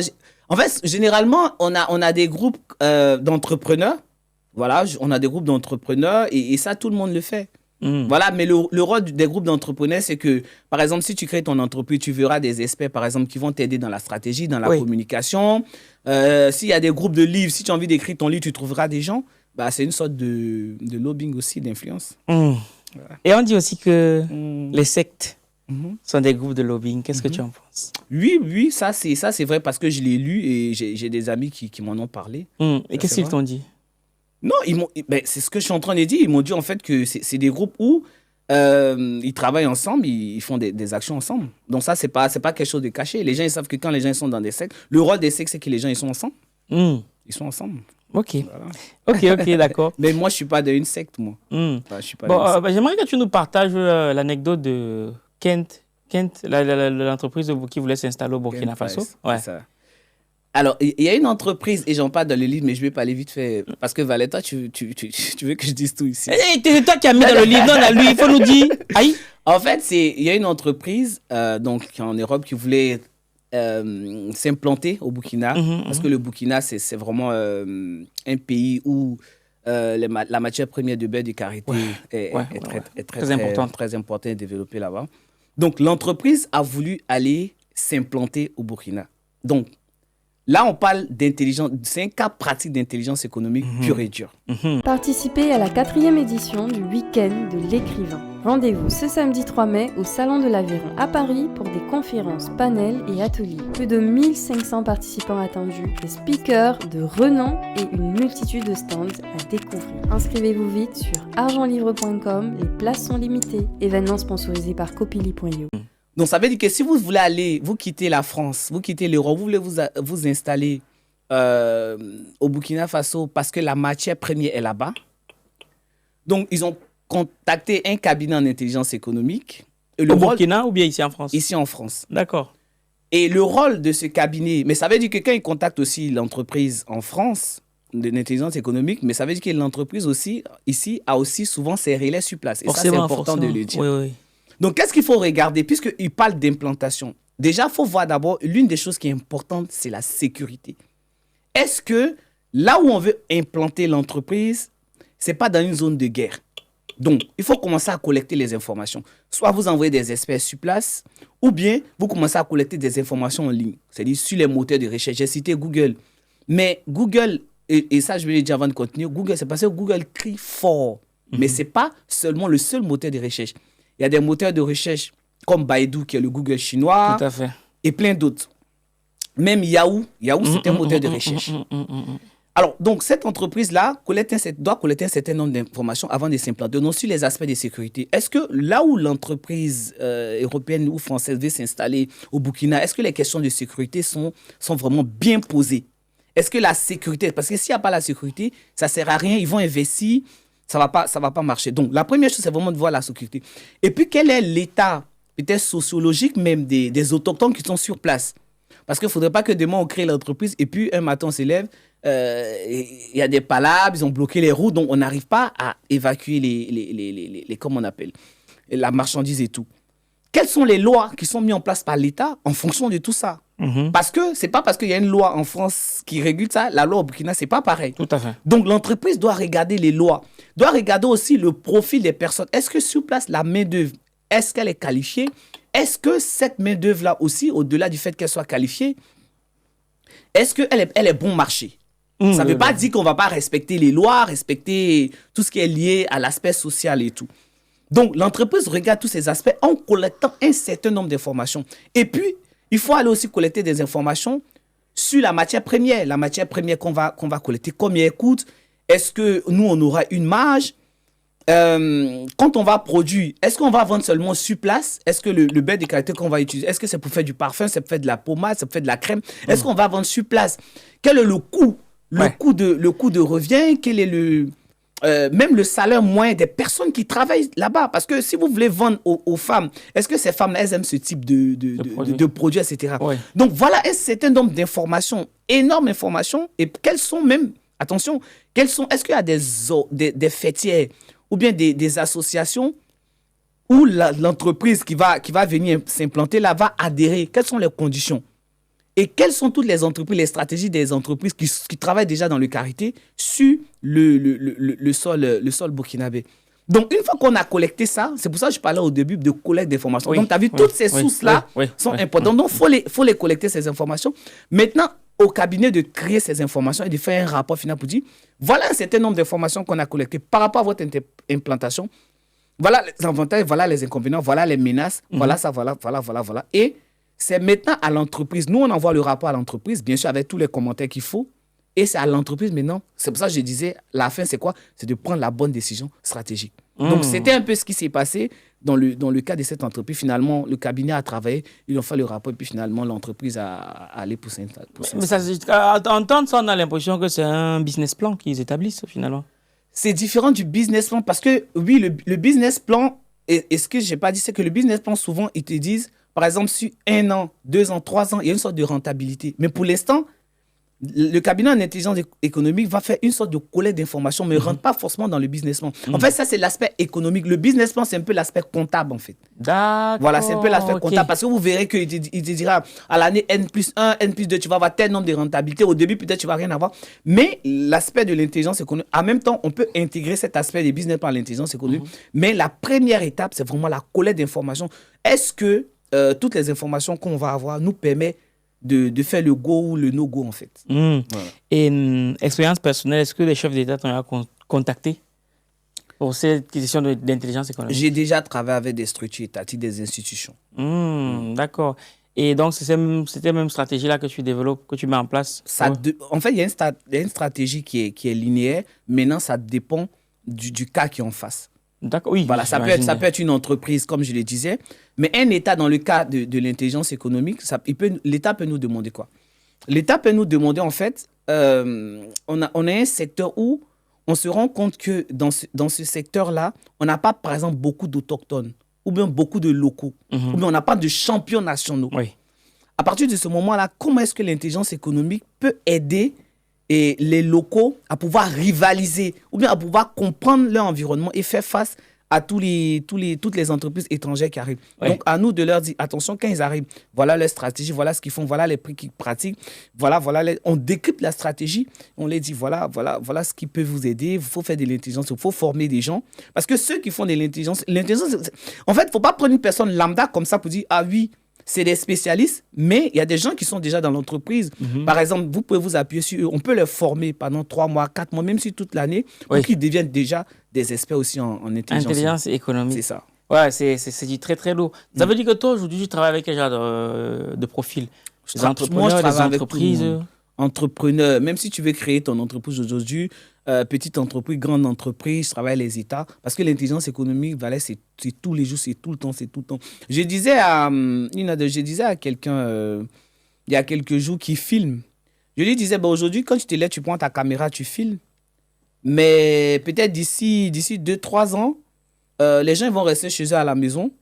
Ils vont lancer des caméras par rapport à l'intelligence artificielle dont on parle. Ils vont lancer des caméras. Oui. Et peut-être que toi, mais est-ce que tu fais de l'intelligence économique pour te former? Parce que c'est ça. Oui. Pour te former, pour te dire, attention, je veux me former pour pas que je sois dépassé. Ça, c'est la première chose. Une deuxième chose, je parlais à une dame aussi qui était caissière. Tu vois, aujourd'hui, quand tu vas dans les centres commerciaux, on passe il y a des trucs où on n'a pas besoin de la caissière, on scanne les marchandises, mais il y a quelques années, on n'avait pas. Donc, ça veut dire que les choses évoluent. Ça se trouve, peut-être nous, là, on est en train de faire un podcast, on est en train de faire une belle émission. Ça se trouve, demain, on va enregistrer que nos émissions, on mettra nos têtes. Ça se trouve. Donc, pour ne pas perdre des choses, et bon, le livre, il restera toujours le livre, on va le lire. Sûr. Mais aujourd'hui, on a parlé des ChatGPT. Quelqu'un, par exemple, qui va écrire intelligence économique, il va avoir énormément d'informations. Mais ce qu'il ne va pas avoir, c'est que c'est la proximité de l'auteur, les explications qu'on donne, les cas pratiques, même s'il va avoir des cas pratiques, parce que 2-3, tu peux être sur l'IA et sur ChatGPT. Souvent, quand on tape ChatGPT, c'est comme les jeunes qui viennent, ils tapent les exercices et puis ils envoient au professeur. Tout est propre de A à Z. Donc, tout de suite, on sait. Donc, il n'y a pas forcément cette chaleur. Il n'y a pas ces exemples. Il n'y a pas toutes ces tournures-là qu'on peut avoir, en fait. Donc, voilà un peu la différence. Donc, le livre, il restera le livre. le médecin, même si aujourd'hui à la téléconsultation et tout, il restera toujours le docteur. Et voilà, plein d'autres choses. Ok. Justement, dans ton livre, tu abordes la notion du positionnement. C'est ça. C'est quoi ça en entreprise? Alors, le positionnement en entreprise, ça veut dire que quand vous créez une entreprise, oui. quand vous rentrez dans un marché, il y a des gens qui sont déjà là. Oui. Et ces gens qui sont là, ils sont là depuis longtemps et ils connaissent le marché. Donc, ça veut dire qu'ils ont eu à faire face à certaines difficultés. Ils maîtrisent l'environnement économique. Quand vous venez, votre rôle, c'est de quoi? C'est de prendre des parts de marché. Donc, quand vous venez, c'est quoi votre stratégie? Est-ce que quand vous créez l'entreprise ou quand vous créez votre produit, vous vous dites, comment je vends des stylos? Ceux qui sont là déjà, les stylos, peut-être qu'ils sont à 50 €. Et moi, quand je crée des stylos, est-ce que je les fais à 25 € pour pouvoir avoir des parts de marché? Ouais. Donc, c'est ça. C'est comme Valais. Là, aujourd'hui, on a énormément d'événements dans Paris. Ouais. Sur le livre, sur le business et tout. Mais ça veut dire que moi-même qui ai le Let's All Best Business, ça veut dire que si dans 2-3 ans, mon événement, je ne mets pas de l'innovation, je ne mets pas du bon contenu, je n'attire pas les gens et je ne change pas pour comprendre. Et tous les gens qui viennent là, qu'est-ce qu'ils ont besoin? Le fait de ne pas toujours ramener les mêmes intervenants, parce qu'on peut te dire, ah oui, mais vous ramenez les mêmes intervenants, ça ne nous intéresse pas. Le fait de ne pas mettre les mêmes thématiques. C'est pas le simple. fait, là, toi, si tu es en train de comprendre c'est quoi l'intelligence économique. Ouais, c'est pas simple. Hein? Donc, si tu n'innoves pas par rapport à ton événement, oui. Et si tu ne comprends pas ton environnement dans lequel tu es par rapport aux événements qui se passent sur le livre, bah, d'ici 1 an, 2 ans, l'événement, il peut... Oh, si tu t'adaptes, tu crées de la nouveauté, tu comprends l'environnement, tu vas vers la nouveauté pour pouvoir maintenir l'événement, l'événement, il va toujours exister. Ouais, toujours innover. Donc, c'est ça. C'est ça. Toujours. Et la guerre de l'information et la guerre économique, et dans les événements, ça existe. Comment ça? Parce que les gens qui vont faire la même chose que toi, bah, ils te font la guerre économique. Mais est-ce que le mot guerre, c'est pas trop fort? Non, le mot guerre, c'est pas fort. C'est ça qui marque. Mais c'est pour dire que c'est la guerre, en fait. C'est la guerre. Quand je dis c'est guerre, la guerre. Quand Apple est venu balayer tout le monde là, ils sont pas venus à les sentiments. Bon, quand tu en matière de business, en matière d'économie, il n'y a pas de sentiment. Donc, le mot guerre a point nommé. Mais quand on parle de guerre, on a l'impression que pour que moi je gagne, il faut forcément que les autres perdent. C'est pas dans ce sens, justement. C'est pour ça que j'ai expliqué. Quand on parle de guerre économique, c'est dit que moi, je fais tout pour ne pas qu'on puisse m'évincer du marché. Et ça, c'est légitime. Ça, c'est légitime. Donc, toutes les mesures légales, toutes les stratégies légales que je dois mettre en place pour ne pas qu'on puisse m'évincer du marché, mais je le mets en place. Si quelqu'un vient... il fait une communication de masse pour pouvoir m'évincer, mais à moi aussi de voir qu'est-ce que je peux mettre en face. Je ne dis pas aux gens d'aller se tirer là-dessus, pas du tout, c'est pas ça. Mais quelle est la stratégie que Mais c'est challengeant aussi. Parce qu'il y a des gens qui ont le monopole du marché et dorment, non. Et quelque part, c'est profitable aussi à... Je prends l'exemple avant les téléphones et les puces, les abonnements. Je paie des abonnements à 100 €, 150, 200. Ouais, ça c'est fini. Mais aujourd'hui, il y a des abonnements à 25 € et tout. 2 € même. 2 €, bah voilà. 2 € même. Donc, je pense que ça relève aussi. Donc, le mot guerre n'est pas anodin. D'accord. Voilà. C'est pas pour faire... c'est pas la guerre où on va sortir des kalachnikovs, mais c'est des kalachnikovs d'information. Oui, en effet. En effet. Et dans tout ça, alors, comme Tom, tu le disais, il y a la bonne, il y a la mauvaise, il y a l'information qui ne sert pas à grand-chose. Est-ce que tu penses vraiment que la télé, c'est une source d'information fiable? La télé, c'est une source d'information fiable. La télé reste une source d'information fiable. Pourtant, beaucoup de gens s'accordent sur le fait que lorsque ça passe à la télé, ça n'a plus de valeur. Non. Non, parce qu'aujourd'hui, les gens sont habitués aux réseaux sociaux. Mais la télévision, elle reste... Et c'est pour ça que la télévision, elle ne va pas mourir des sitôt. Voilà, la télévision, voilà, vous avez des experts, vous avez des gens qui savent où trouver les informations, les collecter. La télévision, c'est une information. Quand, par exemple, on regarde nos chaînes nationales et on dit, par exemple, le prix du cacao est à 600 francs, c'est une bonne information. Ils ont quel intérêt à ce que ça passe à la télé? Parce que des fois aussi, l'information qui passe à la télé a pour but, sachant que la télé en soi, c'est un business qui n'est pas rentable, qui très souvent est financé par le... Il dit très souvent. Oui. Voilà. Ouais. Qui très souvent est financé par le contribuable. Bien sûr. Et là, tu parles des chaînes nationales. Oui, la télé. Oui, les chaînes privées aussi, par le contribuable, par rapport publicité. Oui. Très souvent aussi, la télé est utilisée pour influencer l'opinion publique. Du coup, est-ce qu'on peut se fier aux informations diffusées à la télé?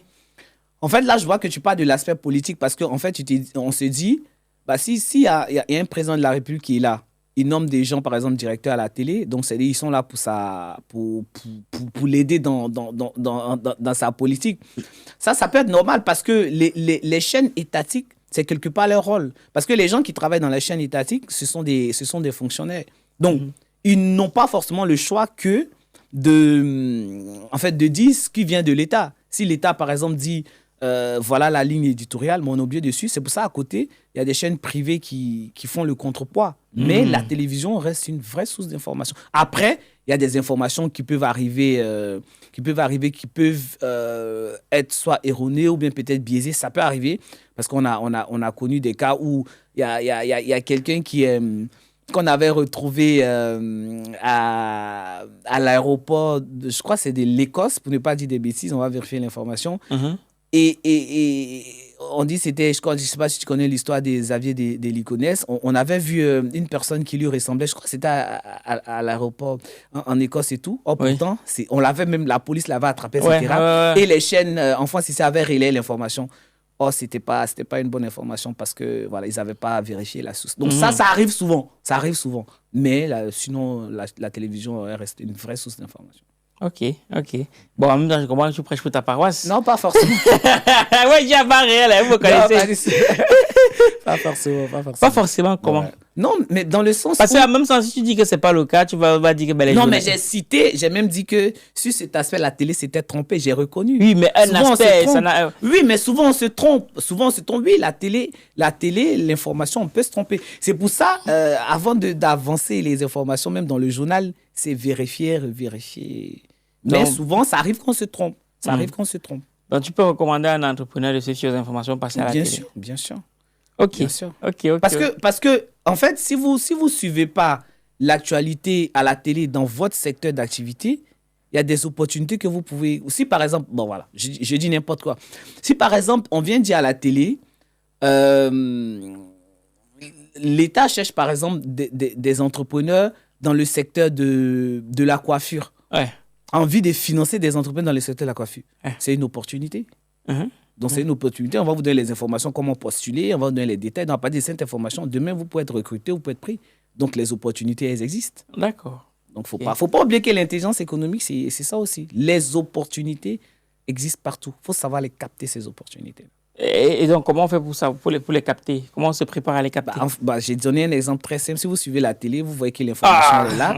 Ok. Vous allez les capter. Mais ce que je dis, par exemple, les gens ils vont venir. Parce que le truc que tu fais le week-end de l'écrivain, mais c'est un cas parti d'intelligence économique incroyable. Pourquoi? Parce que celui qui vient au week-end de l'écrivain, si ce n'est pas écrire, ou bien s'il a envie d'écrire un livre, il va avoir des experts, il va parler avec eux. Les gens qui vont intervenir, il va les écouter. Première chose. Deuxième chose, il va trouver sur place des gens qui ont déjà écrit dans les stands. Oui. Comment est-ce que vous avez fait? Est-ce que ça coûte cher? Est-ce que c'est des A5, etc. Donc, ça veut dire qu'il ne va même pas payer l'information. Il va avoir l'information gratuitement.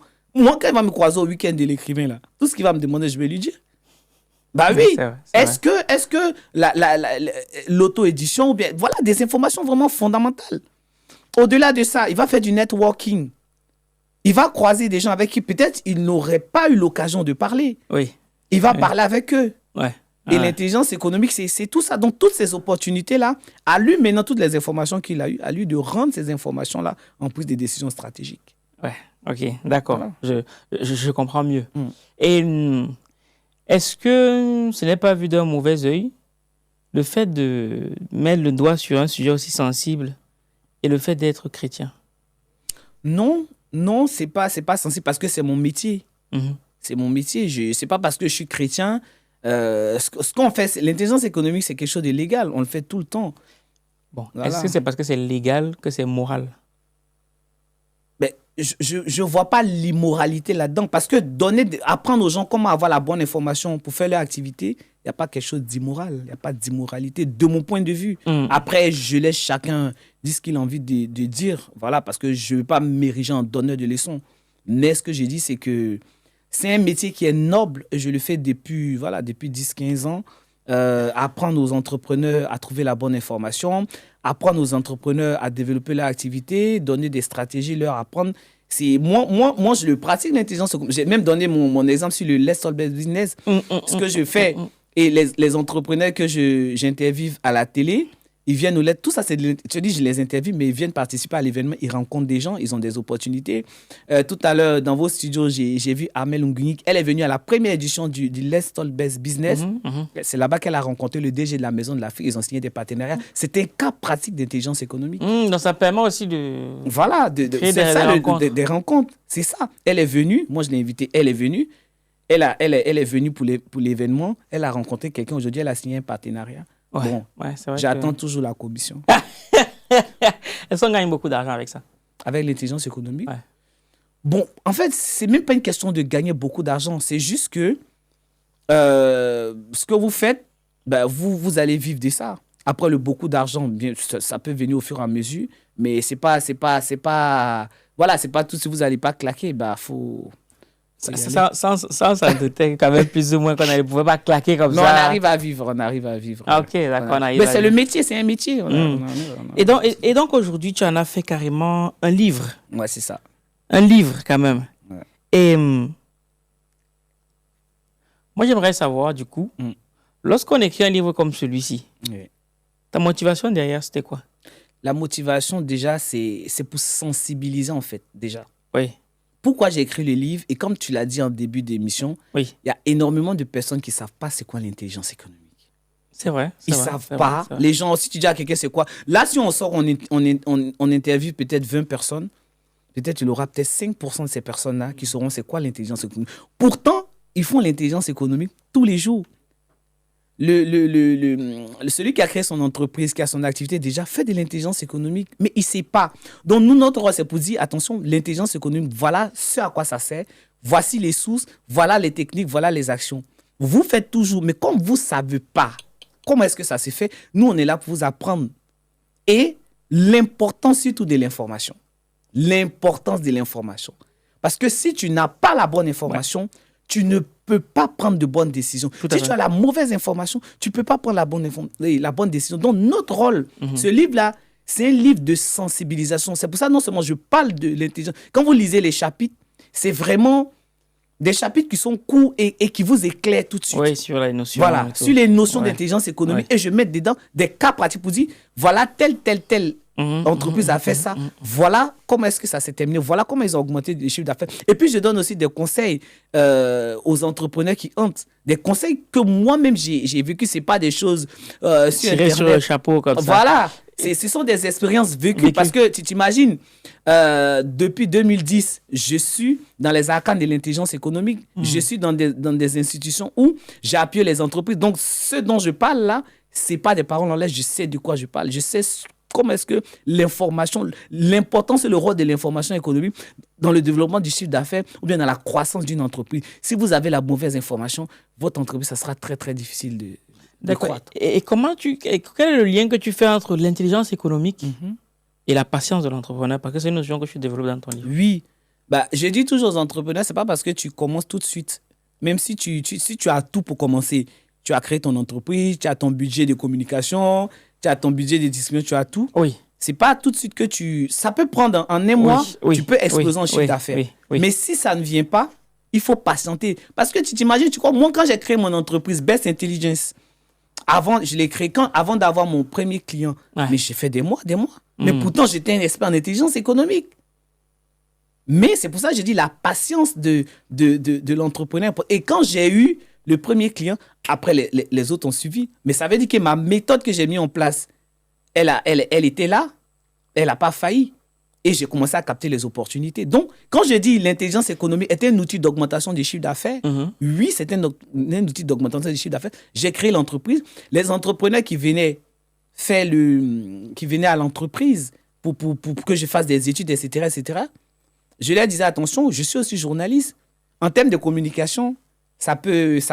Donc, tu vois, c'est ça aussi l'intelligence économique. Donc, quand je prends un entrepreneur qui est venu faire une étude, que je le ramène aussi à la télé, là-bas aussi, tu vois, c'est du chiffre d'affaires. Okay, de la télé, je le ramène où? Je le ramène à l'événement. Ah oui. Okay, donc, quand je dis, c'est pour ça que je dis, quand je dis que ça augmente le chiffre d'affaires, ça dépend de ce qu'on fait. C'est comme, par exemple, quand tu ramènes quelqu'un ici, je ne dis pas forcément que tu le fais peu ou quoi que ce soit, mais je me dis, quand il vient au week-end de l'écrivain, peut-être à partir du week-end de l'écrivain, tu peux l'envoyer dans un autre truc. C'est ça l'intelligence économique. À partir de ces personnes, peut-être tu peux avoir, je sais pas, tu peux faire des formations sur comment écrire son livre ou comment développer son réseau, son livre, etc., etc.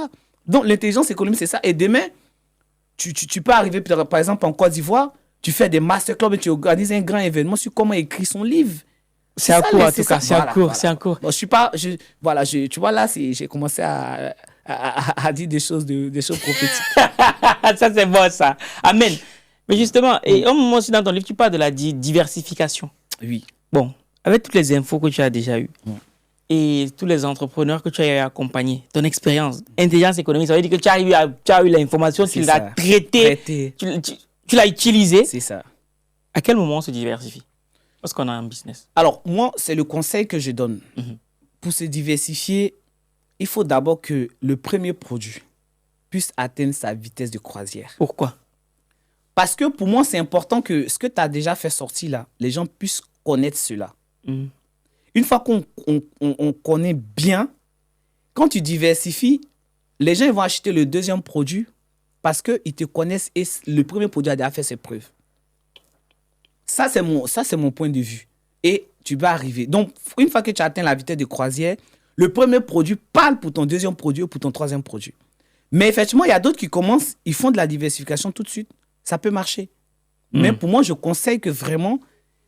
Après, il y a des premiers produits que tu peux sortir et puis ça peut cartonner ou ça peut ne pas marcher. Donc, je parle sur le cas où ça peut ne pas marcher. C'est pour ça que je parle aussi d'une stratégie de rupture. Oui. Donc, si vous voyez que ce n'est pas la peine de s'entêter aussi, si vous voyez que depuis un moment où vous mettez un produit, ça ne va pas. C'est quoi le bon timing? Le bon timing, ça dépend des consommateurs. Si vraiment les gens ne réagissent pas et tu es en train de perdre de l'argent pendant un moment, il faut avoir le courage d'arrêter. Mais peut-être que c'est justement quand tu arrêtes là que ça devait prendre. Mais est-ce que toi, tu as les KPI pour toi aujourd'hui, un entrepreneur qui vient te voir et te dit, bon, là j'ai lancé, ça ne marche pas, mais tu as les KPI qui permettent moi, je me dis, si tu lances ton entreprise, je me dis, au moins en un an, tu as le temps de tout checker, de voir si ta communication, elle a marché pour changer, sur le produit que tu as mis depuis un an, est-ce qu'il bouge, il ne bouge pas? Franchement, tu as le temps 6 mois, 1 an, tu as le temps de voir. En un an, si le produit ne passe pas, franchement... Il faut laisser tomber. Ouais. Parce qu'il va rester là, tu ne le vends pas, il est là, tu as besoin de... Voilà, tu as besoin de changer, tu as besoin de voir autre chose. Et c'est quoi le meilleur conseil business qu'on t'a donné dans toute ta vie? Moi, le meilleur conseil business, c'est qu'il faut aimer le client. Parce que pour moi, il y a quelque part, on dit le client est roi. Parce que, regarde, c'est comme, je vais prendre un instrumentiste. Je vais prendre le cas d'un pianiste. Moi, je prends un pianiste, je prends un pianiste, je lui dis, ben, viens, tu vas jouer avec moi à un concert, mais tu vas, comme on appelle, on va faire des répétitions. Et quand on arrive à la répétition, moi, j'ai déjà mon idée, etc., etc. Oui. Et j'ai dit au pianiste, mais voilà, moi, je veux que tu joues ça, moi, je veux que tu joues ça. Lui, il me dit, non, bah, je vais jouer ça, je vais jouer ça. Ça ne va pas matcher. Pourtant, je vais le payer. Mais il veut forcément m'imposer des choses. C'est comme je dis souvent aux entrepreneurs, quand quelqu'un vous paye pour une prestation, attention, mais la personne vous paye pour être satisfaite. Parce qu'il y a trop d'entrepreneurs qui disent, oui, je ne dis pas de ne pas donner des conseils parce que vous avez de l'expertise. C'est possible. Mais il faut écouter aussi ce que le client veut. Bien sûr, bien sûr. Et souvent, quand le client dit, ben, ça ne me plaît pas, on va changer, tu dis non, ben, j'ai déjà fait ça pour telle personne, donc je sais qu'avec toi, ça va marcher. Mais la personne dit, elle n'aime pas. Mais pourquoi tu veux forcément insister pour que la personne puisse aimer? La personne dit, elle n'aime pas. Donc, pour moi, l'amour du client dont je parle, c'est tout ça. Il faut être patient avec le client, il faut aimer. Donc, quand on m'a dit, il faut aimer le client, et c'est le pasteur André Las qui me l'a dit, il a dit, il faut aimer son client parce qu'il a travaillé à la banque depuis plusieurs années. Et ça marchait. Et quand je l'ai mis en place, ça marchait. Ça marchait. Et c'est quoi le pire conseil business qu'on t'a jamais donné? Le pire conseil business, c'est de dire, de toute façon, si tu es avec un client, si il commence à chipoter, vire-le. Ouais, il faut le virer. C'est pas comme ça se passe. Ah ouais, ok. C'est pas comme ça. Et c'est quoi le regard que toi tu portes sur les Africains de la diaspora? un regard très positif. Il y a beaucoup de personnes qui se battent, qui font des choses, qui essaient de s'en sortir. Et franchement, moi, j'ai des très belles relations. Les gens ils viennent à mon événement. Il y a d'autres que j'interviewe. Il y a d'autres, on se voit, qui me reconnaissent, Alain. Il y a d'autres que je reconnais. On parle, franchement. J'ai un très bon regard. Moi, je ne suis pas quelqu'un de très déficit. Moi, je ne suis pas aussi dans le tout négatif pour dire, voilà, c'est à cause de ceux-là, on est en train de souffrir, ou bien, etc. Dans le sens où faut forcément faire des trucs... des Africains ou rien. Moi, je suis pas aussi cartésien sur ces aspects-là. Je suis quelqu'un d'ouvert à tout le monde. Parce que pour moi, voilà, faut mélanger les cultures. Et pour moi, franchement, le regard, j'ai un regard très positif. Très positif. Ouais. La légende raconte que la Côte d'Ivoire, c'est un pays de vendus. Qu'est-ce que tu penses de cette légende? Non, la Côte d'Ivoire n'est pas un pays de vendus. Qu'est-ce que tu entends d'abord par quand il dit vendu? Oui, vendu peut-être dans le sens où on accepte tout. Bon, je vais peut-être préciser. Ouais. Dans le sens où l'économie ivoirienne n'appartient pas aux Ivoiriens. Oui, dans le sens où on n'appartient pas aux Ivoiriens. Non, je ne pense pas parce que j'ai été au cœur de l'économie ivoirienne. Oui. Parce que souvent, les gens ils disent des choses qu'ils ne savent pas. Moi, j'ai fait une recherche. Après, tu me diras peut-être c'est vrai, c'est pas vrai. Pour la canne, la canne Aquaba, très belle canne là-dessus, rien à dire. C'est vrai que nous, les Camerounais, ne sommes pas humbles. Non, ne commence pas. Il est en train de commencer, ça peut mal finir. Et bon, vous voulez qu'on parle de l'éléphant de la canne? Il n'était pas comme le lion. Pardon, laissez l'éléphant de la canne, parce que l'éléphant de la canne, là. Ok, bref. Moi, j'ai regardé, j'ai fait des recherches dessus et j'étais tombé sur un article qui expliquait clairement un certain nombre de choses. Et on se rendait compte qu'en termes d'investissement pour la canne, la Côte d'Ivoire était l'un des actionnaires minoritaires. Est-ce que ça ne confirme pas le fait que l'économie ivoirienne n'est pas détenue par les Ivoiriens? Non. En fait, c'est un raccourci. C'est un raccourci. Parce qu'en fait, en réalité, même l'économie détenue par les Ivoiriens, c'est un raccourci. Moi, je vais être transparent là-dessus. Par exemple, la plupart de nos économies, là, c'est 80% des richesses économiques, là, c'est un peu dans l'informel. C'est un peu dans l'informel parce que voilà, les gens se débrouillent un peu à gauche, à droite. Oui, l'économie ivoirienne, c'est pour ça, la Côte, en fait, c'est une sorte de... Nous, on a diversifié notre économie. Pour nous, on nous reproche... En fait, c'est un peu paradoxal parce que on reproche à des gens de diversifier leur économie. La Côte d'Ivoire, c'est le pays où il y a le plus d'étrangers au monde. Oui. Ah oui, au monde? Plus de 26%. Ok, en termes de proportion. Ok, d'accord. Plus de 26%. Donc, ça veut dire que si on a ça, c'est un pays hospitalier, tout ce qu'on sait, mais moi, je sais qu'il y a un pays, je ne vais pas citer forcément, où il y a un étranger qui a voulu conduire les taxis, là. Les gens, ils ont marché. Le pays a ouvert la Côte d'Ivoire a ouvert son économie à tout le monde, mais ça ne veut pas dire qu'en Côte d'Ivoire, il n'y a pas... Celui qui emploie plus de personnes dans la plus grande entreprise, c'est un Ivoirien. Jean-Luc Bion.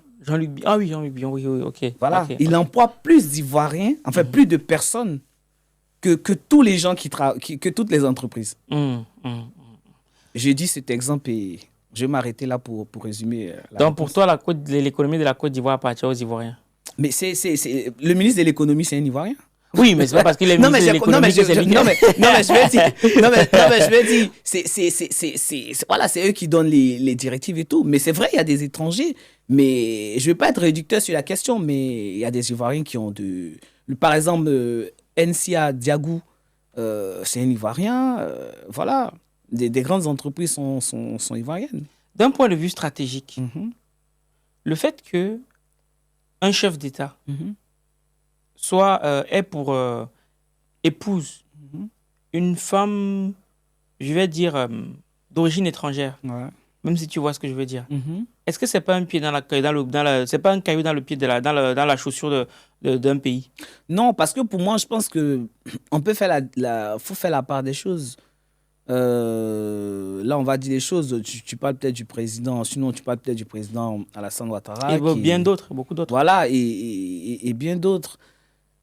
Pour moi, il faut faire la part des choses parce que c'est vrai, il a son épouse, ils se sont mariés et tout, mais il sait très bien qu'il gère un pays avec tous les aspects qui sont à l'intérieur du pays. Parce que je prends un cas. Donc, imaginons qu'il y a un conflit entre la Côte d'Ivoire et la France. Un conflit dans quel sens? Un conflit, ça peut être un conflit économique, ça peut être un conflit, ça peut être une guerre, il faut employer ces termes-là. Est-ce que tu penses que d'un point de vue stratégique, moi je parle aux stratèges, oui. Voilà, avoir, je ne sais pas moi, une conjointe ou un conjoint, parce que là maintenant on parle du cas de la Côte d'Ivoire puisque tu es ivoirien. Est-ce que tu ne penses pas que ça peut être un élément qui peut jouer à la défaveur de la Côte d'Ivoire? Non, parce que l'économie elle est sécurisée, les lois qui sont votées par les Ivoiriens, les députés sont des Ivoiriens, ce ne sont pas des Français, au Conseil économique et social sont des Ivoiriens. Le pays, le président, il est géré par lui. Tous les ministres sont des Ivoiriens. Donc, je ne me dis pas parce qu'il a marié une femme qui est française ou bien italienne ou bien chinoise. Voilà, ça peut stratégiquement, ça peut... Je ne sais pas si on peut perdre pied à ce niveau-là, je ne pense pas. Ok. La Côte d'Ivoire, c'est un pays solide. Et tous les autres pays, c'est un pays qui est très solide. Donc, la preuve... le mariage dont on parle, je crois le président, quand il est arrivé en 92, je crois il était même venu avec... donc, il était même Premier ministre, voilà, avec cette même femme-là. Donc, pour moi, voilà, je ne pense pas qu'on soit dans cette dynamique-là. Ok. Demain, s'il y a un problème, la Côte d'Ivoire a déjà eu des soucis avec la France, la France politique.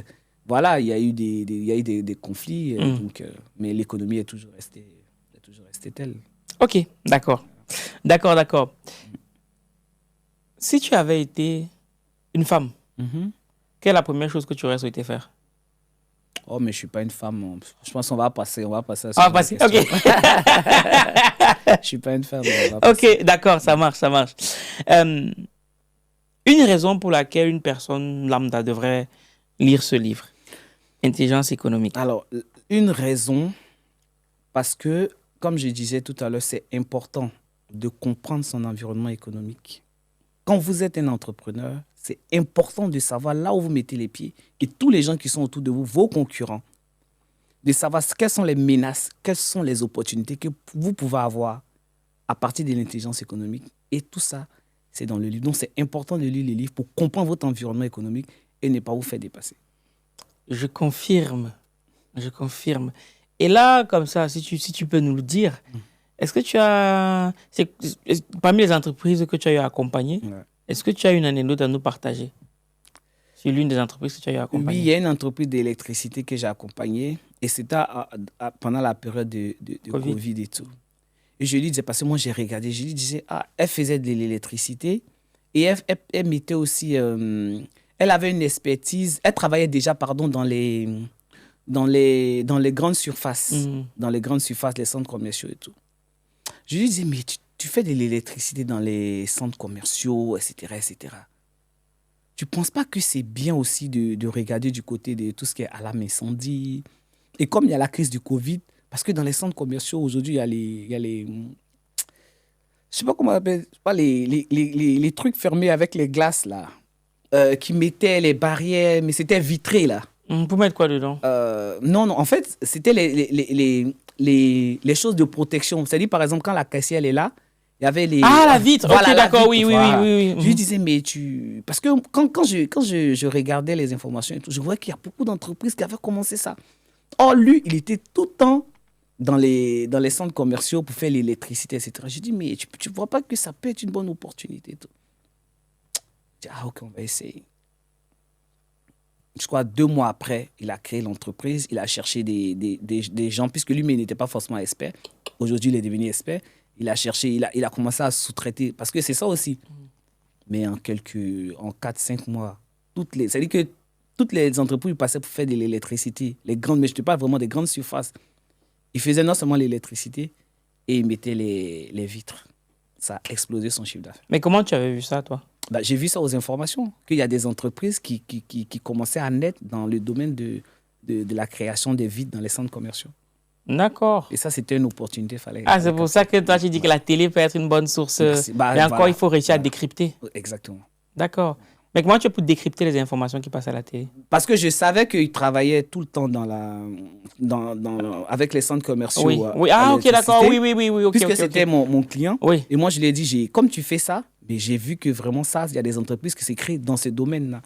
Et c'est comme ça. Après, il a explosé son chiffre d'affaires. Mais c'est à quel moment qu'une entreprise devrait avoir besoin de tes services d'intelligence économique? N'importe quel moment. À tout moment. Donc là, tout de suite, il t'écoute, boum, il faut qu'il te contacte. Il me contacte et puis on essaie de discuter. Et moi, je vais voir quelles sont ses forces, ses faiblesses. Comment est-ce que l'intelligence économique peut l'aider dans son entreprise. Voilà, tout de suite. Bon, prenons un cas. Nous, on aime les cas pratiques. Oui, nous sommes une maison d'édition. On est là pour ça. Nous sommes une maison d'édition. Par exemple, avec nous, tu ferais comment? Alors, je pense que vous, votre rôle à la maison d'édition, vous éditez des livres, vous accompagnez des auteurs, etc. Ce qui est important déjà, c'est que ce qui est important pour vous, il faut identifier les différentes maisons d'édition, pas forcément toutes les maisons d'édition, parce que la plupart, je pense que toi, tes livres, la plupart, ce sont des afros. Oui. Voilà. Donc, il faut identifier les maisons d'édition afro qui font des livres pour comprendre leur stratégie, non seulement de communication, et puis, à partir du moment où il faut voir un peu quelles sont leurs faiblesses, voir ce qu'elles font, et voir ce qu'elles font que vous ne faites pas. Donc, si vous voyez ce qu'elles font que vous ne faites pas, déjà, vous rajoutez l'offre. Et l'offre que vous avez rajoutée, bien sûr, ça va augmenter votre chiffre d'affaires. Ça, c'est la première chose. La deuxième chose, il faut voir les menaces. Les menaces dans le sens où, quels sont aujourd'hui les éditeurs qui écrivent afro là? Quels sont aujourd'hui ce qu'ils aiment ou ce qu'ils n'aiment pas? En fonction de ce qu'ils aiment aussi, vous créez une deuxième offre. Augmentation des chiffres d'affaires. Et j'ai dit toujours, bon, ce qui est bien, c'est que l'événement, tu l'as déjà créé. Et ça, c'est très bien. Et je pense que tu es en train de le répliquer, etc., etc. Et puis, on va faire une formation sur l'importance de l'intelligence économique. Et dans cette formation-là, on va tout dire. C'est-à-dire, comment est-ce qu'il faut collecter les bonnes informations? Comment est-ce que, attention, les gens qui travaillent avec vous, là, comment il faut les suivre à partir de l'intelligence économique? Et puis, là, je n'ai pas le temps de faire de la démonstration parce qu'il y a, par exemple, tu sais, sur LinkedIn, il y a un outil, je n'ai pas dit le nom aussi. Pour ceux qui veulent qu'on aille plus, on ira plus loin. Une fois que je tape ton nom, moi, quand l'outil est positionné sur mon LinkedIn, je peux avoir ton adresse mail. Mais pourtant, ton adresse mail sur ton LinkedIn n'est pas publique. Oui, en effet, oui. Mais moi, je peux le récupérer à partir de l'outil. Ce n'est pas de l'espionnage, c'est légal. Et une fois que, par exemple, moi, par rapport à l'événement, tu arrives à collecter un certain nombre d'informations, bah, tu peux écrire à ces personnes-là pour leur proposer des offres. Mais si ces personnes, par exemple, sont des écrivains qui déjà, ils éditent dans d'autres, tu leur proposes ton offre, et si ton offre, elle a les champs, bah, ils vont venir chez toi. Ça augmente ton chiffre d'affaires. Donc, j'ai l'impression que ça se mélange un peu au marketing. C'est pour ça que j'ai dit l'intelligence économique, il y a plein d'aspects là-dedans. D'accord, ok. Voilà. Le marketing, chez nous, on appelle ça le marketing intelligent. Voilà. D'accord. Bon, l'équipe, vous savez que nous, on aime juger le maçon au pied du mur. Je pense que là, il nous a démontré son expertise. Donc, comment on fait pour te contacter, Alain? Alors, pour me contacter, c'est sur LinkedIn, c'est Alain Tiba. Oui. Alain Tiba Gogbe, c'est G-O-G-B-E. Oui. G-O-G-B-E. Oui. Sur le site aussi, où il y a les livres que les gens peuvent commander, c'est www.letstalkbestbusiness.com. www.letstalkbestbusiness.com. Je pense que tu le mettras. On va mettre dans le premier commentaire, oui. Le premier commentaire. Je suis aussi sur Instagram, hein, Alain Tiba. Voilà, et puis... D'accord, on te contacte. Sinon, par mail, contact@letstalkbestbusiness.com. Voilà. Ça. Vous avez toutes les informations. Ouais. Une dernière question, Alain. Ah, déjà, c'est passé vite. Ah, t'as vu ça? Si tu devais aller au restaurant et inviter 3 personnes, vivantes ou décédées, qui est-ce que tu inviterais? Ben, j'inviterais mon épouse. Ouais. J'inviterais mes parents. Ok, ça fait 3. Pourquoi ton épouse? Parce que je suis avec elle tout le temps. Et tes parents? Bon, mes parents, ils sont décédés, les deux. Que Dieu les accueille encore, que Dieu les bénisse là où ils sont. Et puis, j'en parle même, je fais une petite dédicace. J'avais vu. Si je devais changer de nationalité, enfin, d'origine, en dehors de celle... Non, si tu ne devais pas être ivoirien, tu aurais pris quelle origine? Origine française. Ah oui? Ouais. Pourquoi? Bah, je suis en France. Il fait déjà. Je suis qui voulait être Camerounais quelque part dans sa vie. Donc, mais ils sont toujours comme non, ça. Mais j'adore les Camerounais, ça c'est. Mais à ça, distance. Non, pas du tout, en vrai même. Ok, alors c'était un plaisir pour nous de te retrouver ici aujourd'hui sur le podcast qui donne la parole aux auteurs qui écrivent pour impacter l'équipe. Le livre est disponible sur le site internet www.letstalkbestbusiness.com. On met dans le premier commentaire de la vidéo. On vous mettra aussi toutes les informations pour ceux qui souhaitent entrer en contact avec Alain Thiba. Alain, ta caméra est là. On te laisse le mot de la fin. Merci beaucoup à Valet et puis merci à toutes les personnes qui nous ont suivis. Moi, j'étais très, très ravi d'être là. Comme je dis toujours, l'information économique doit être au cœur du développement de votre entreprise. Et puis pour les autres, l'amour et le pardon au cœur de votre vie. On se retrouvera bien sûr à très bientôt. Merci infiniment de nous avoir suivis. Amen. Il parle comme un pasteur. Hein? C'est lourd, c'est lourd. Bref, l'équipe, vous l'aurez compris. On like, on commente, on partage. Même si c'est pour nous insulter, on reçoit. Ouais, non, on reçoit, il n'y a pas de problème. Donc, ça nous permet de savoir que ce qu'on produit comme contenu vous intéresse. Parce qu'on s'est donné pour mission de mettre massivement la lumière sur les auteurs de la communauté, pour nous et par nous. Et justement, on s'est rendu compte que très souvent, nos auteurs qui étaient mis en avant ou bien qui brillaient, soit ils étaient mis en avant par des maisons d'édition étrangères ou alors par des médias étrangers. C'est bien, mais je trouve que c'est encore mieux si le travail est fait par nous et pour nous. Donc, une manière de soutenir l'auteur, c'est aussi de commander son ouvrage. Parce que comme le dit un grand frère, le soutien passe par la caisse. Et bien sûr, un Africain qui écrit, c'est une bibliothèque qui se construit. Et c'est une Afrique qui rayonne davantage. Et nous tous, nous sommes bénéfiques, y compris toi qui es derrière la caméra. Parce que quelque part, si on lit les auteurs africains, nos enfants verront que les Africains écrivent aussi. Et ça leur rendra davantage plus fiers. Donc des fois, les gens ont l'impression que c'est un combat qu'on mène pour nous. En fait, non, c'est pas un combat qu'on mène pour toute la communauté. Et ce combat, on peut pas le mener sans toi qui nous regarde derrière ton écran. Donc, voilà le livre qui est là. Alain Thiba. Les Ivoiriens, là, aujourd'hui, qu'on veut savoir si vous êtes prêts pour Alain. Pas les ouïa. On veut savoir si vous êtes prêts.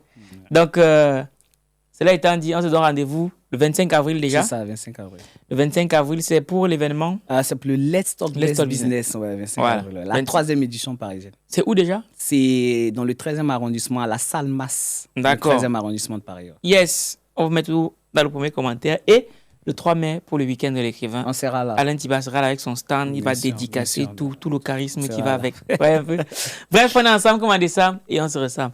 Minakano. CRS James. GBS Music. C'est encore moi, c'est encore la 3D. Les éditions Argent Livre. Immortel. Les éditions Argent Livre. Et si je pouvais changer l'histoire, mon expérience j'allais la partager. Car beaucoup d'humains se trompent par faute de recueil pour s'inspirer. Quand on pas de grandir, c'est pas question de l'âge ou de physique. On parle de vision, on parle de rêve. Des livres pour forger le mindset. Les éditions Argent Livre. Concrétisez vos rêves à changeant de vie. C'est l'unité de mesure de la réussite. Coucher ton histoire sous forme de livre. Édition à l'appel, place à Argent Livre. Et y a ceux qui écrivent et ceux qui lisent. Ceux qui écrivent pour changer de vie. Et y a ceux qui lisent et ceux qui écrivent. Ceux qui lisent pour changer. Écrire pour impacter, je suis immortel. Aïe, aïe. Écrire pour impacter, je suis immortel. Aïe, aïe. On veut changer l'histoire, laisser un héritage. Écrire pour impacter, je suis immortel. Aïe, aïe. Donne-moi une feuille et puis un stylo. Oui, s'ouvrir au monde sous forme de plusieurs mots. Frère, tu sais pas besoin d'être au niveau. Argent. Écrire un livre, c'est pas affaire d'intello. On renaît de ses cendres grâce à un livre. On raconte les meilleurs grâce à des livres. Et même si t'arrêtais de vivre, tu seras immortel grâce à un livre. Les éditions Argent Livre. Concrétisez vos rêves à changeant de vie. C'est l'unité de mesure de la réussite. Coucher ton histoire sous forme de livre. Édition à l'appel, place à Argent Livre. Et y a ceux qui écrivent et ceux qui lisent. Ceux qui écrivent pour changer de vie. Et y a ceux qui lisent et ceux qui écrivent. l'écrivain, ouais. J'utilise pour changer, écrire pour impacter. Je suis immortel. Aïe, aïe. Écrire pour impacter. Je suis immortel. Aïe, aïe. On veut changer l'histoire, laisser un héritage. Écrire pour impacter. Je suis immortel. Aïe, aïe. Week-end de l'écrivain. Week-end de l'écrivain. Week-end de l'écrivain. Bienvenue, week-end de l'écrivain. Week-end de l'écrivain. Week-end de l'écrivain. Week-end de l'écrivain. Bienvenue, week-end de l'écrivain. Écrire pour impacter, telle est notre devise. Parce qu'un Africain qui écrit, c'est une bibliothèque qui se construit. On va le faire sans le son, on va le faire ensemble. Écrire pour impacter, je suis immortel. Aïe, aïe, aïe. Écrire pour impacter, je suis immortel. Aïe, aïe, aïe. On va changer l'histoire, laisser un héritage. Écrire pour impacter, je suis immortel. Aïe, aïe, aïe.